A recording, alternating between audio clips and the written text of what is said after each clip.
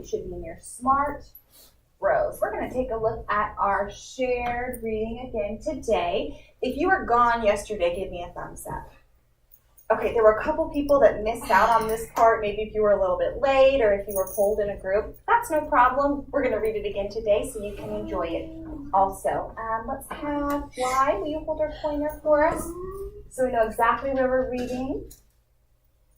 We're going to start with the title or the heading. Eyes on our heading. Y's going to point to it. Ready. The choice. Ready. Read. The choice. The familiar giggles rang like a hollow bell as I sauntered to my seat in the cafeteria. I could already hear the unkind words. Did you hear her stutter when Miss Jackson asked that question in class? One boy whispered. I think she's been wearing those same shoes all week, Melissa remarked conceitedly.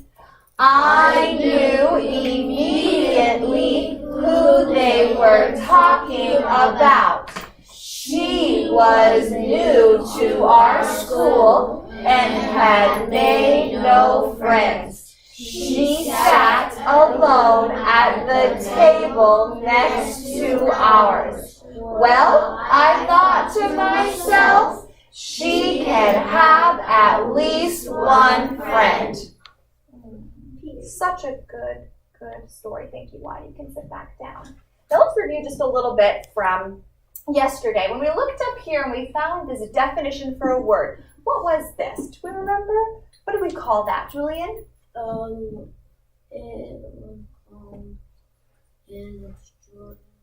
We find it in a book with a bunch of words. See if Julie can get it, or you can call a friend if you need to. What was that? We found this in a book with a bunch of other words.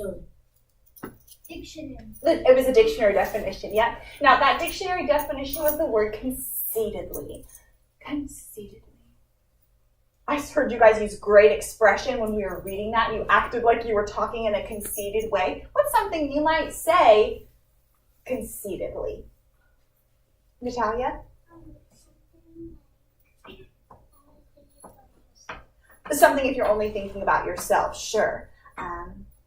What's an example of that? Something you'd say if you were only thinking about yourself. Emmanuel? Like, we'll say,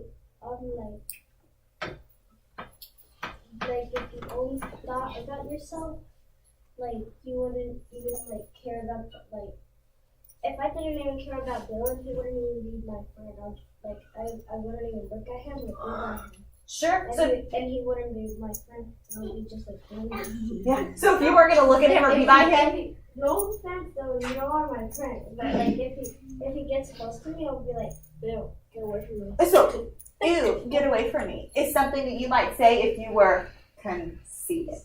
Now today, we're going to look at our shared reading and we're going to find some prefixes and suffixes. I'm going to show you an example of a prefix and a suffix. So if I look at this word conceitedly, I see the word conceit.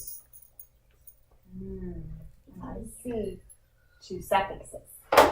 What's a suffix? When you look at that, what's a suffix? We talked about them once before last week, if you remember. What's a suffix? Conceit, et,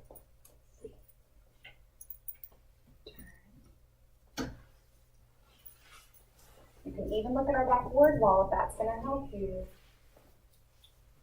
When everyone's locked in. Tell the person next to you, what's a suffix? Like to add something so you to make conceited. It doesn't make that much sense. We have to add the S.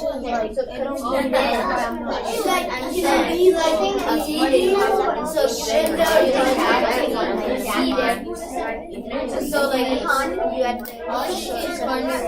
it's like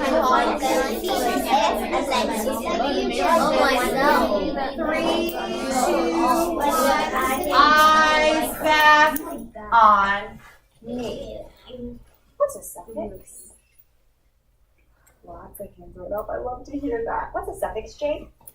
It's something like in the word like you didn't consider it.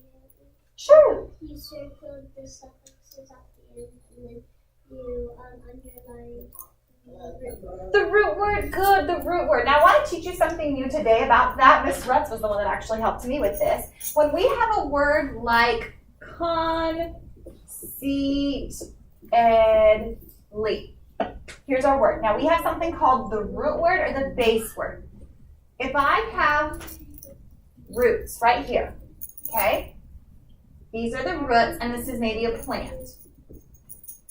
Here are the roots, there's the plant. If I took away the top part, would these roots make a plant? No. No. So when you think about this with a word, if you have a word like conceitedly, we're going to look for the root word, which is the main word. So right here, conceit is the main thing that we're talking about. If we took off the ly, which is a suffix, and we took off the ed, which is a suffix, we would have the word conceit. Uh-oh. This is the word conceit. This is the word that we took off. We took off the ly and the ed. Is this the same word? Julian? No. What's different? It doesn't have the mixed. We don't have that E. So if you take off those things and the word is different, it can't be by itself without that part, then it's the root word. Just like roots can't be there without a flower, without the plant. They can be, but you can't even see it. So that's kind of how I think about it. You need the flower to know that the roots are there. But if you have a word like unkind, what would our base word be in unkind? Kimberly? Kind. This is our main word, kind. If we took off the the prefix, did it change that word? Can that word still be by itself? Yeah, so this we would call a base word because it can be by itself. That's for prefixes and suffixes. So we'll talk about that a lot this year. I don't expect you all to get it right away, but that's kind of when I say base word sometimes and root word sometimes. Okay, so here I have the root word conceit, and leaf. Do you see any suffix or any prefixes in our shared reading today? Any prefixes? Words that come at the beginning? Samuel? Can you say that one more time? Right here? Yeah. Yeah. So this is the one that we talked about. Do you see any others? Go ahead. Do you see any prefixes? Suffix? Whispered. Okay, that's a suffix. Say that one because we're going to talk about it in just a second. Right now I'm looking for prefixes. Do we see any prefixes? Look on the back chart if you need help. Amika? Jackson?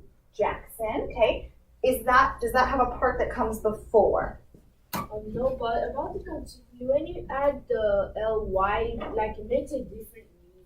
Sure, it changes because prefixes change what the word is saying. Sometimes it changes the meaning of the word. Which line has a prefix?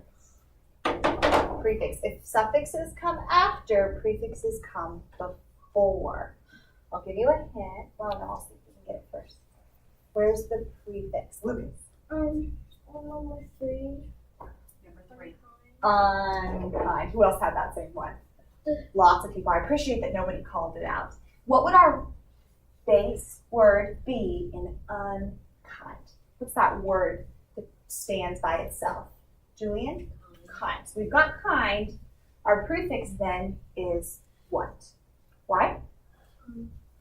Un. Unkind. So if our word is kind, and that prefix changes it to unkind, what do you think the prefix un might mean? Do you have any predictions? How does it change the meaning of the word? Turn. And tell the person.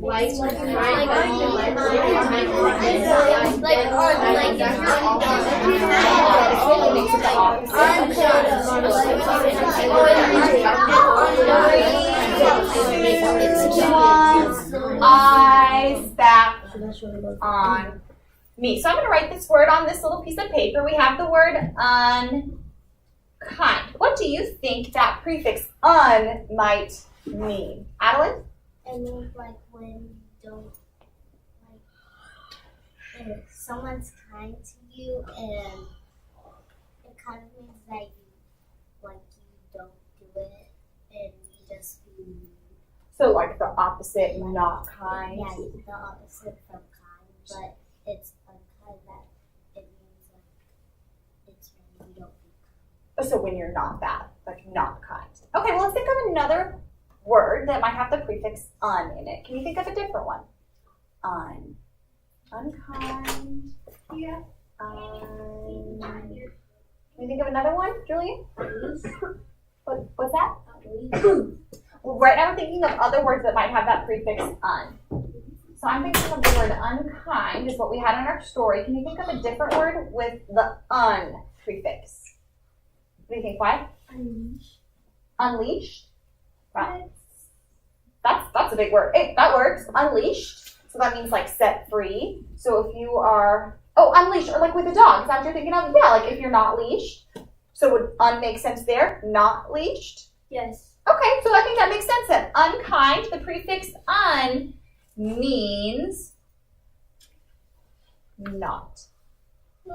Let's add this one to our prefix word wall. Genesis, will you do that for me now? Just go ahead and stick it back up there with our other suffixes and prefixes. So we can always be looking for that un prefix. Go ahead, Jean.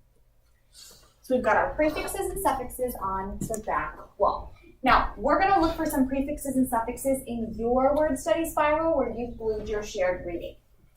I would like, which was ready, Michael's row. Will you show us how you can saunter to your desks and take out your word study spiral?